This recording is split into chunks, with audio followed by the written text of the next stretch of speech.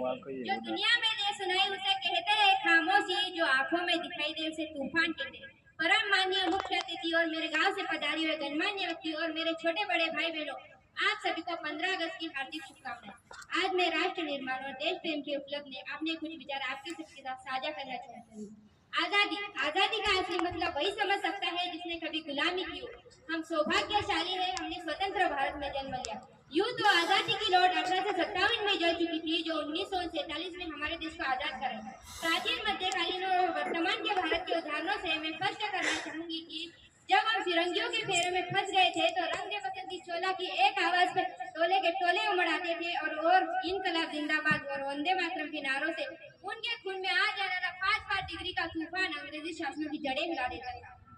उसके बाद 65 और 71 के युद्ध में अपना सुहाग गवा देनी और जब घर के हालात यूं होते हैं देख कर कहती है, प्यार भी भरपूर गया, मांग का सिंदूर गया, नन्हे ने हालों की लंगोटियां चली गई, छोटी छोटी बेटियों की चूटियां चली गई, बाप की कमाई गई, भाई की पढ़ाई गई। एक ऐसा विस्फोट हुआ कि पता ही नहीं चला पूरे जिसमें कई बूटियां चली गई, कई बूटियां चली गई।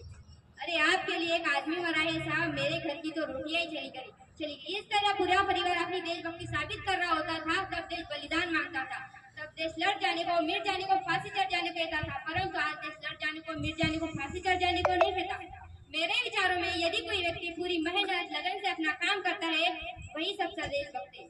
मैं नहीं मानती कि फेसबुक, व्हाट्सएप, इंस्टाग्राम की डीपी 3 रंग से रंगना देशभक्ति है, तो मैं नहीं मानती। यदि आप कहेंगे कि वर्ष में 2 बार तिरंगा हाथ में लेना देशभक्ति है, तो मैं पूछना चाहूंगी, यह फुटपाथ पर रहने वाला बच्चा जब तिरंगा लिए हाथ में बेच रहा होता है तो क्या आप उसकी देशभक्ति कहेंगे? नहीं, ये उसकी देशभक्ति नहीं, ये उसकी पेट की शक्ति है जो उसे करने पर मजबूर करती है।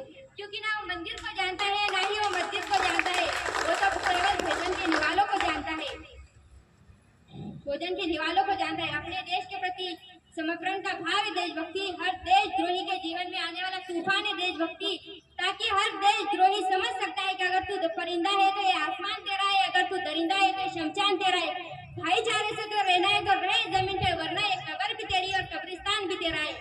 अब मैं बता दूं, महिला सुरक्षा के मामले में आज भी चौथे क्रम पे आते हैं। हम एक ऐसे समाज में जीते हैं जहाँ पत्थर की मूर्त को लगते हैं 56 भोग और भूखे नंगे तड़प से सो जाते हैं लोग, भूखे नंगे तड़प से सो जाते हैं लोग।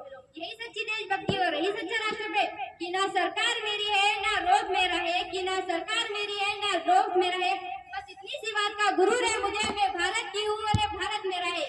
परंतु एक वैचारिक बीमारी हमारे समाज में मुझे आज भी नजर आती है।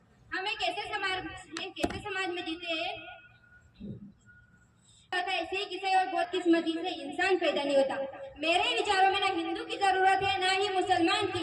राष्ट्र निर्माण के लिए केवल एक इंसान की जरूरत है, केवल इंसान की।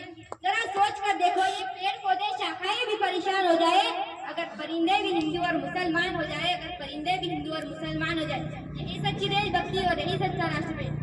अगर होगा हौसला सबके दिलों में बुलंद, अगर होगा हौसला सबके दिलों में बुलंद, तो एक दिन पाकिस्तान विजय इन कहेगा, एक दिन पाकिस्तान विजय इन कहेगा। योड़े बोले में